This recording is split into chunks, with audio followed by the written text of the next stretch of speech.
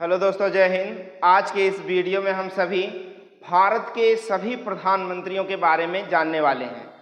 भारत के प्रधानमंत्रियों से संबंधित जितने भी प्रश्न आपके एक दिवसीय परीक्षा में यानी परीक्षाओं में पूछे जा रहे हैं, वहां से सारा सवाल उठाकर इस वीडियो में रखा गया है, यानी व्याख्या सहित बताया गया है। आप यदि इसे पढ़ लेंगे तो सारे प्रश्नों को करने के लिए सक्षम हो जाएंगे।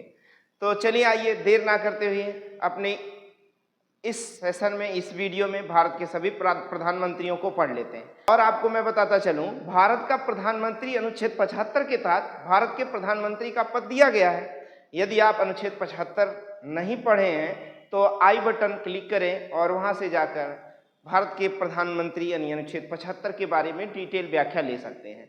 केवल इस वीडियो में केवल हम उन्हीं सबको देखेंगे जो भारत के प्रधानमंत्री रह चुके हैं। शक्ति एवं कार्य, पद, पदावधि, शपथ, कार्य उनके और आदि सारी चीजें हम पिछले वीडियो में देखे थे। इस वीडियो में केवल भारत के प्रधानमंत्रियों के बारे में जानने वाले हैं। आप इस चैनल को सब्सक्राइब कर लें और इस वीडियो को लाइक करें।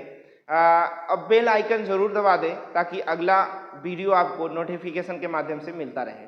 चलिए, वीडियो में देखा जाए कि भारत के पहले प्रधानमंत्री कौन रहे। तो भारत के पहले प्रधानमंत्री पंडित जवाहरलाल नेहरू थे। 15 अगस्त 1947 को भारत देश जब स्वतंत्र हुआ यानी आजाद हुआ, 15 अगस्त 1947 दिन शुक्रवार था। उस समय से 15 अगस्त 1947 से 27 मई 1964 तक ये भारत के प्रधानमंत्री रहे। पूछा जाता भारत के पहले प्रधानमंत्री कौन, तो पंडित जवाहरलाल नेहरू। 15 अगस्त 1947 से 27 मई 16 साल 286 दिन तक इनका कार्यकाल रहा।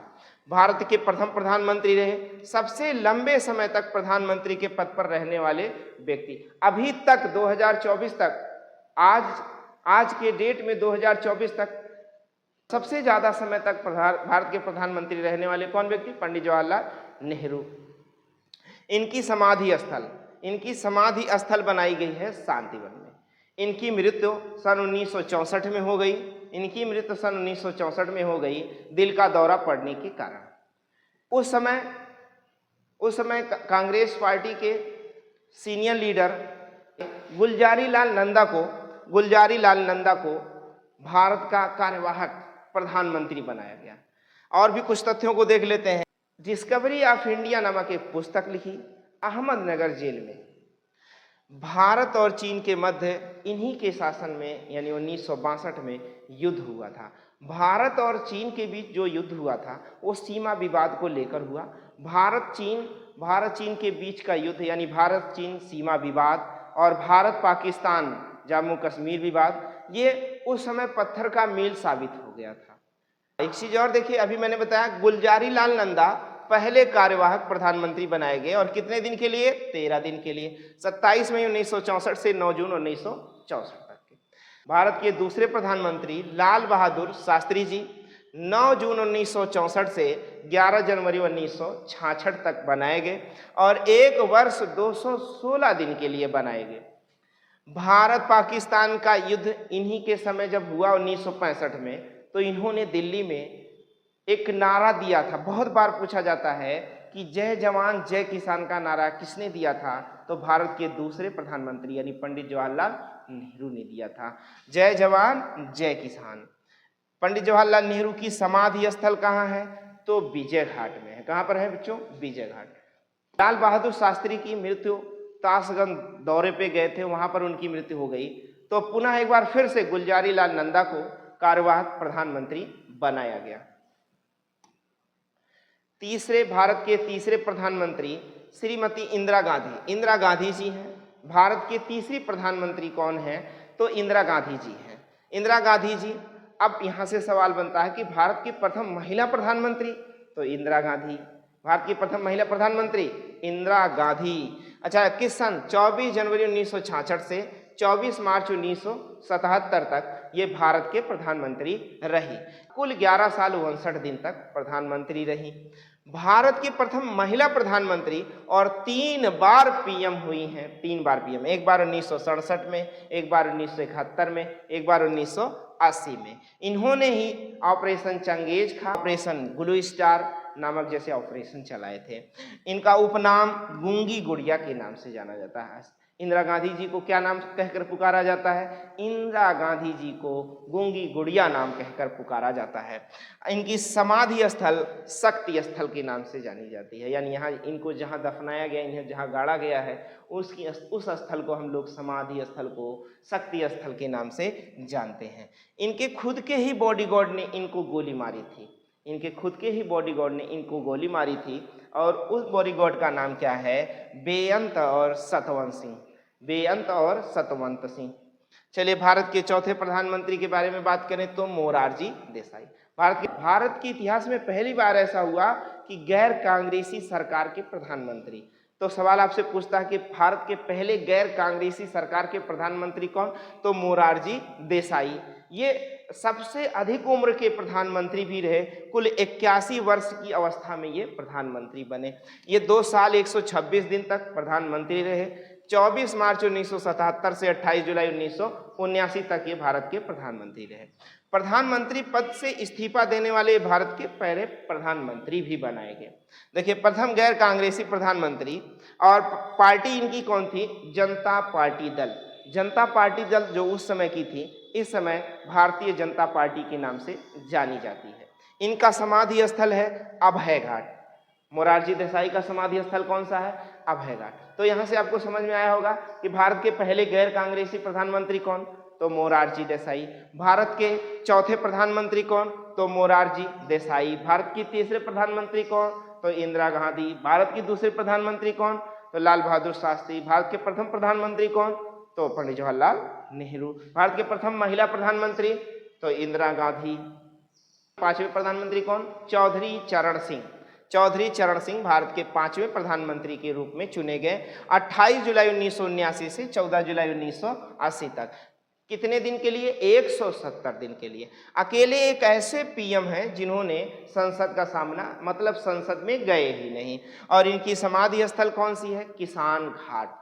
चौधरी चरण सिंह को किसान लीडर माना जाता था। एक बार पुनः फिर से इंदिरा गांधी प्रधानमंत्री बनी, और 14 जनवरी 1980 से 31 अक्टूबर 1984 तक, इस समय ये कुल 4 साल 291 दिन के लिए प्रधानमंत्री बनी, और भारत के इतिहास में प्रथम महिला जो दूसरी बार प्रधानमंत्री का पद संभालने वाली।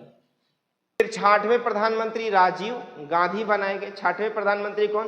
राजीव गांधी। 31 अक्टूबर 1984 से 2 दिसंबर 1989।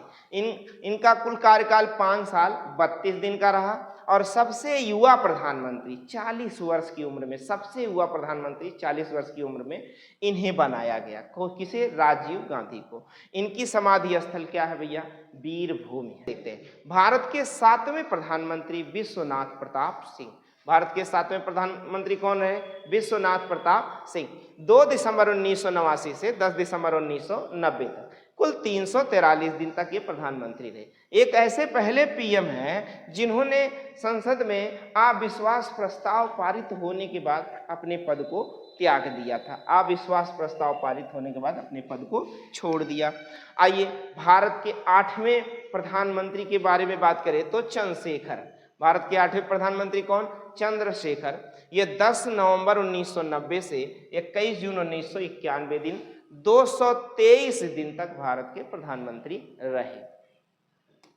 9वें पीएम प्रधानमंत्री पीवी नरसिम्हा राव 21 जून 1991 से 16 मई 1996 तक, 4 साल 330 दिन तक।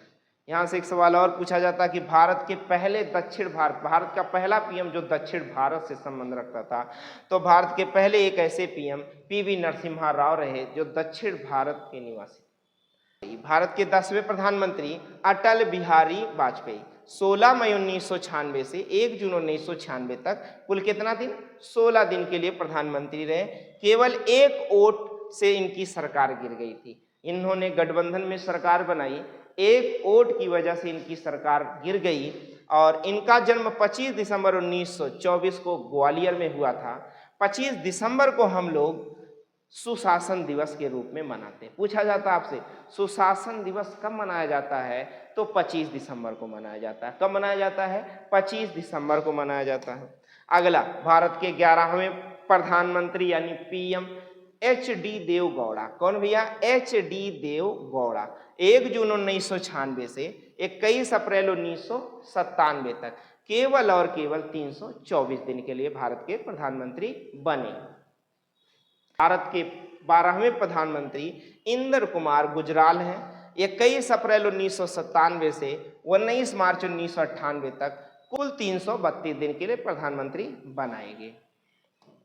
अब आते हैं आपके फिर से पुनः एक बार अटल बिहारी वाजपेयी की सरकार आती है और अटल बिहारी वाजपेयी 19 मार्च 1998 से 22 मई 2004 तक कुल 6 साल 64 दिन के लिए प्रधानमंत्री बने।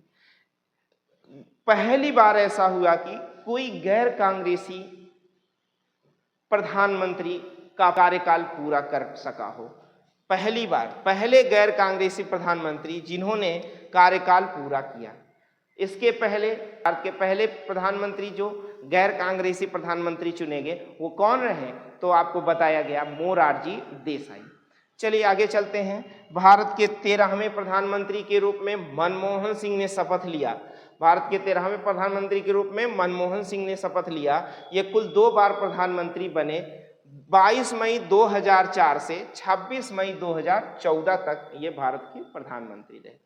कुल 10 साल 2 दिन के लिए प्रधानमंत्री बने। पहले सिख प्रधानमंत्री डॉक्टर मनमोहन सिंह हुए। वित्त मंत्रालय इनके पास पहले था।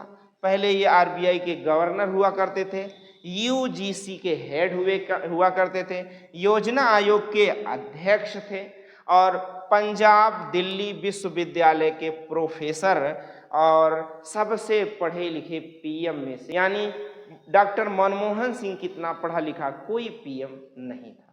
आगे आप बात करते हैं भारत के 14वें PM कौन? नरेंद्र दामोदर दास मोदी। इनका पूरा नाम क्या है बच्चों? नरेंद्र दामोदर दास मोदी। यही पूछ लेता है सवाल आपसे एग्जाम में, या पूछ लेगा कि बताइए नरेंद्र मोदी का पूरा नाम क्या है? तो नरेंद्र मोदी का पूरा नाम नरेंद्र दामोदर दास मोदी है और ये भारत के 14वें क्रम के प्रधानमंत्री हुए। भारत के कौन से क्रम के? 14वें क्रम के प्रधानमंत्री हुए हैं। आइए, ये 4 बार मुख्यमंत्री रहे हैं गुजरात के। गुजरात के 4 बार के मुख्यमंत्री रहे हैं। एक बार 2001, एक बार 2002, 2007, 2012। देखो 2001 में गुजरात के भुज में एक भूकंप आया था और उस समय केशुभाई